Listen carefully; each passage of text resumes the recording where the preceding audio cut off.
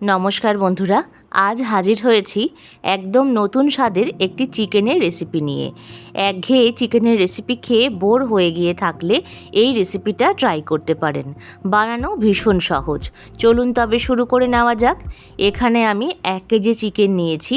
এবার এর মধ্যে আমি 1 চামচ পরিমাণে লবণ, 1 চামচ পরিমাণে গোলমরিচের গুঁড়ো আর এর সাথেই আমি ব্যবহার করব 3 টেবিল চামচ মতন টক দই। টক দইয়ের পরিমাণটা এই রেসিপিতে কিন্তু বেশি হবে।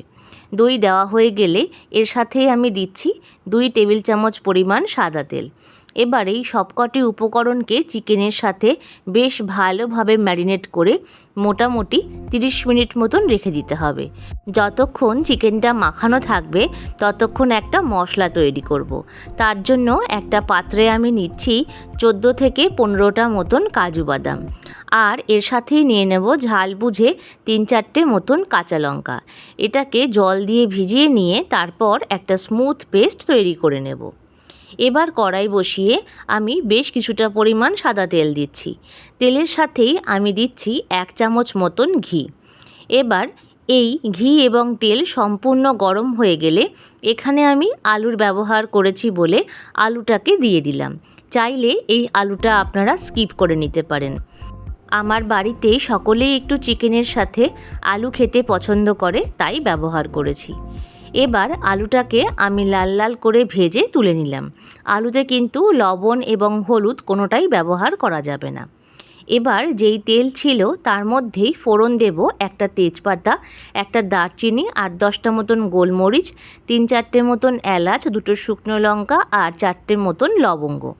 এবার ফোড়নটাকে বেশ ভালোভাবে নাড়াচাড়া করে ভাজা করে নিয়ে এর মধ্যে আমি দিয়ে দিচ্ছি 2টো বড় সাইজের পেঁয়াজ কুচি। পেঁয়াজটাকে এবার আমরা নাড়াচাড়া করে সামান্য রং ধরিয়ে নেব। যতক্ষণ পেঁয়াজটা নরম হবে ততক্ষণ একটা মিডিয়াম সাইজের পেঁয়াজকে আমি পেস্ট করে নিয়েছি। এবার সেটাকে আমি দিয়ে দিলাম। চাইলে এই রেসিপিটা সম্পূর্ণ পেঁয়াজ পেস্ট দিয়েও বানিয়ে নিতে পারেন, তবে এই ক্ষেত্রে গ্রেভির ঘনত্বটা অনেকটাই বেশি হয়ে যায়। এবার পেঁয়াজটাকে নাড়াচাড়া করে মোটামুটি 2 মিনিট মতন ভাজা করে নেব। তারপর এর মধ্যে আমি দিচ্ছি 2 টেবিল চামচ মতন আদা রসুনের বাটা। এবার আদা রসুন বাটা দিয়ে পেঁয়াজটাকে বেশ ভালোভাবে নাড়াচাড়া করে ভাজা করে নেব। 2 থেকে 3 মিনিট মতন যখন আদা এবং রসুনের কাঁচা গন্ধটা চলে যাবে তখন এই ম্যারিনেট করা চিকেনটাকে আমি দিয়ে দিচ্ছি। সম্পূর্ণ চিকেনটা দেওয়া হয়ে গেলে গ্যাসের ফ্লেমটাকে বাড়িয়ে নিয়ে চিকেনটাকে বেশ ভালোভাবে নাড়াচাড়া করে নেব। আশা করছি আজকের রেসিপিটি সকলের ভালো লাগবে। যদি ভালো লেগে থাকে লাইক, শেয়ার, কমেন্টস করবেন আর নতুন বন্ধুরা চ্যানেলটিকে সাবস্ক্রাইব করে আমার প্লিজ পাশে থাকবেন। দেখুন মোটামুটি 1 থেকে 2 মিনিট মতন ভালোভাবে চিকেনটা নাড়াচাড়া করতে করতেই জল বেরোতে শুরু করে দেবে। তাই জলটা যাতে এর থেকে আর বেশি না হয় তাই গ্যাসের ফ্লেমটাকে বাড়িয়ে দিয়ে চিকেনটাকে বেশ ভালোভাবে নাড়াচাড়া করে ভাজা করে নেব। দেখুন বন্ধুরা, জলটা আস্তে আস্তে কিন্তু কমতে শুরু করেছে। ঠিক সেই সময় ভেজে রাখা আলুগুলোকে আমি দিয়ে দিচ্ছি। যারা আলু খেতে চিকেনে পছন্দ করেন না তারা এই সময় গ্যাসের ফ্লেমটাকে বাড়িয়ে নিয়ে চিকেনটাকে বেশ ভালোভাবে নাড়াচাড়া করে ভাজা করে নেবেন। মোটামুটি 1 থেকে 2 মিনিট মতন বেশ ভালোভাবে চিকেনের সাথে আলুটাকে নাড়াচাড়া করে নিতে হবে।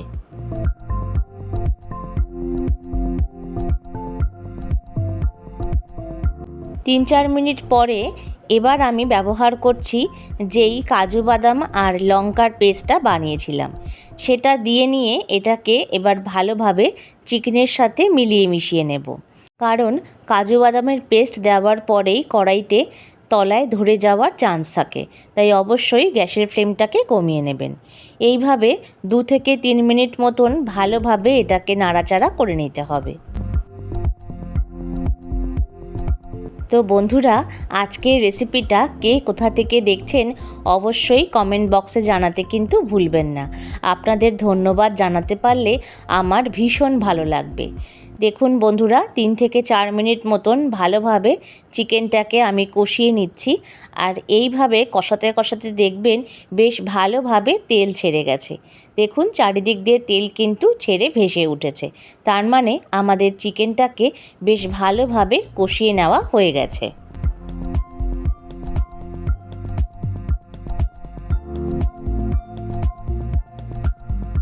একবার চিকেনটাকে বেশ ভালোভাবে নাড়িয়ে চাড়িয়ে নেব, আর যেন তলায় না লেগে যায় সেটা অবশ্যই খেয়াল করবেন। এখন মিক্সির পাত্র ধুয়ে আমি 2 কাপ মতন গরম জল দিয়েছি। এতে আলুটা তাড়াতাড়ি সিদ্ধ হবে এবং গ্রেভিতে টেস্টও ভালো আসবে। জল দেওয়া হয়ে গেলে একবার ভালোভাবে নাড়িয়ে চাড়িয়ে দিলাম।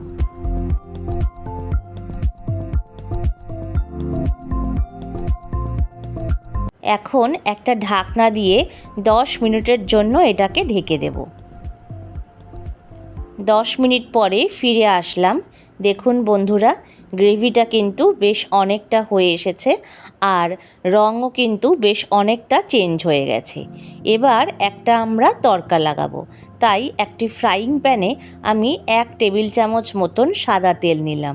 চাইলে এটা ঘিতেও করতে পারেন। এখন 2 ইঞ্চি মতন আদাকে জুলিয়েট করে কেটে নিয়েছি। এবার সেটা তেলে দিয়ে নিয়ে এর সাথেই আমি দিচ্ছি 3-4টে মতন কাঁচা লঙ্কাকে চিড়ে নিয়েছি। এবার আদা আর কাঁচা লঙ্কাটাকে বেশ ভালোভাবে নাড়াচাড়া করে একটু ভাজা করে নেব। এই সময় গ্যাসের ফ্লেমটাকে একটু মিডিয়ামে রেখে আদা আর কাঁচা লঙ্কাটাকে বেশ ভালোভাবে নাড়াচাড়া করে ভেজে নেবেন। মোটামুটি 1 মিনিটের মধ্যেই দেখবেন আদাটা বেশ সুন্দরভাবে রং ধরে গেছে, আর কাঁচা লঙ্কাটাও বেশ সুন্দরভাবে ভাজা হয়ে এসছে। ঠিক সেই মুহূর্তে 2 টেবিল চামচ মতন কাসুরি মেথি এর মধ্যে দিয়ে এটাকেও সামান্য ভাজা করে নেব। কাসুরি মেথি দেওয়ার সঙ্গে সঙ্গে গ্যাসের ফ্লেমটাকে কিন্তু অফ করে দিতে হবে। প্যানটা যে পরিমাণ গরম থাকে তাতেই এটা ভাজা হয়ে যায়। এবার এই চিকেনের মধ্যে এই তড়কাটাকে আমি ঢেলে দিচ্ছি। এতে চিকেনের মধ্যে একটা অসাধারণ স্বাদ আসে। আজকের এই রেসিপিটা ফ্রাইড রাইস, কুলচা, পোলাও কিংবা নান, রুটি, পরোটা সব কিছুর সঙ্গে দুর্দান্ত লাগবে। এইভাবে একবার বানিয়ে দেখবেন। এমন কিছু মশলা দিয়ে কিন্তু আজকের রেসিপিটা আমি বানাইনি, কিন্তু খেতে অসাধারণ স্বাদ হয়। এইভাবে একবার বানিয়ে দেখবেন। বাচ্চা থেকে বড় প্রত্যেকেই ভীষণ ভালোবাসবে এইভাবে বানালে। চলুন তবে এবার একটা প্লেটে পরিবেশন করে নিই। আশা করছি আজকের রেসিপিটি সকলের ভালো লেগেছে। যদি ভালো লেগে থাকে লাইক, শেয়ার এবং কমেন্টস করবেন। আর নতুন বন্ধুরা চ্যানেলটিকে সাবস্ক্রাইব করে আমার প্লিজ পাশে থাকবেন। প্রত্যেকে ভালো থাকবেন, সুস্থ থাকবেন, অনেক আনন্দে থাকবেন। রেসিপিটা এতক্ষণ দেখার জন্য অসংখ্য ধন্যবাদ।